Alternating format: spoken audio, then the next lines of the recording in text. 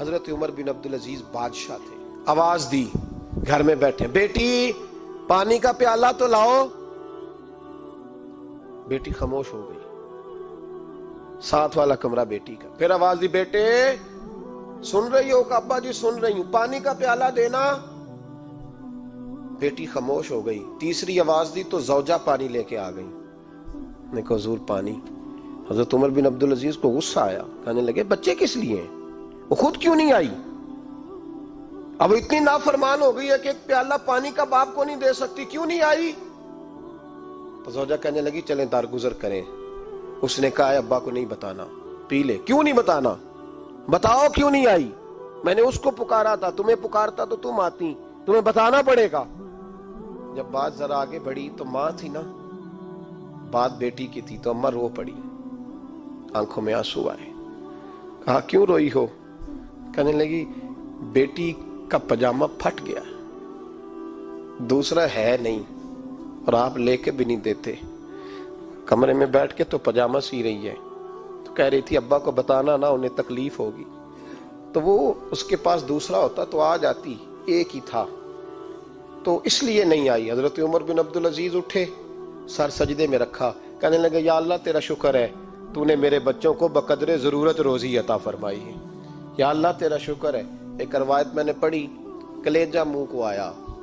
مصطفیٰ کریم بیٹھے تھے, تو سیدہ عائشہ صدیقہ رضی اللہ تعالیٰ نے عرض کی یا رسول اللہ صلی اللہ علیہ وسلم, وہ دیکھیں سیدہ فاطمہ آ گئی ہیں, وہ دیکھیں بی بی صاحبہ بغیر بتائے آ گئیں. حضرت فاطمہ الزہرا آئی, حضور نے فرمایا فاطمہ بغیر اطلاع کے؟ حضور چھوٹا سا کام تھا. کیسے آئی ہو؟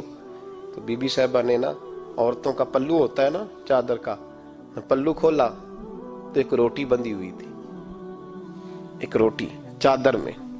یہاں لوگ زیور باندھتے ہیں, دولت باندھتے ہیں, ایک روٹی حضرت فاطمہ نے پلو میں باندھی, کھول کے پیش کی.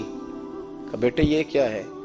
کہ ابا جی کئی دنوں سے گھر میں روٹی نہیں پکی تھی, آج علی کچھ جوں لائے تھے, پیسے ہیں, چند روٹیاں بنی ہیں, تو بچوں نے تو کھا لیا, تو میرے سامنے بھی ایک روٹی آئی تھی, میں نے لقمہ توڑا ہے تو مجھے خیال آیا پتہ نہیں مصطفیٰ نے کھایا ہے کہ نہیں کھایا, پتہ نہیں حضور نے روٹی کھائی ہے کہ نہیں, تو حضور میں لے کے حاضر ہو گئی ہوں, مہربانی فرمائیں.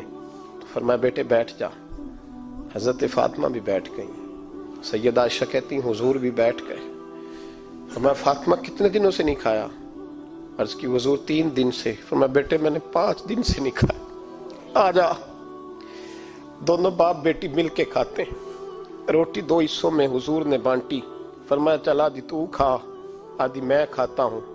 حضرت فاطمہ نے لقمہ توڑ کے منہ میں رکھا تو رو پڑی, حضور 5 دن سے نہیں کھائی. فرمایا بیٹے چپ کر, ہمارا دنیا سے کیا تعلق, ایک پل رہ گیا ہے, بس اللہ پھر جنت کی ساری نعمتیں عطا فرما. رونے والی بات ہی نہیں ہے اس میں, بس ہمارا کیا تعلق, ایک پل ہے, پھر مالک بڑا کچھ عطا کرے گا. او بھائی, جو کائنات کے مالک و مختار تھے, جو ابرو کا اشارہ کرے تو حضرت جبریل جنت کی نعمتیں لے کے آ جائیں, انہوں نے تو دنیا کی جانب توجہ ہی نہیں کی, ان کا تو خیال ہی نہیں آیا. دنیا ہی دنیا, دولت ہی دولت, ہر آدمی دولت کے ترازو میں تلنے لگا ہے. اب تو کلیجہ پھٹتا ہے. اب تو لوگ پوچھتے ہیں, اور میں کبھی کبھی بڑا مجبور ہوتا ہوں, آزمائش میں آ جاتا ہوں. لوگ کہتے ہیں جناب آپ سے کچھ قرآن کی آیات سننی ہے, آپ کتنے پیسے لیں گے؟ کچھ حدیثیں سننی ہیں, کیا اس کا معاوضہ ہوگا؟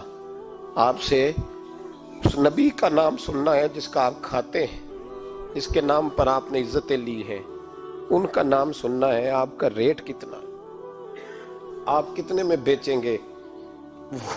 وہ نعت جو غذا ہے وہ کتنے میں بکے گی؟ جب دنیا داری کا یہ حشر ہو جائے کہ وہ رسول اگر ان کا نام نہ رہے تو ہماری سانسیں ہی نہ چلیں, ان کا نام بھی جب اس طرح کمرشل کر کے لیا جائے اور اس طرح وہ چیزیں بھی ریٹ میں آ جائیں.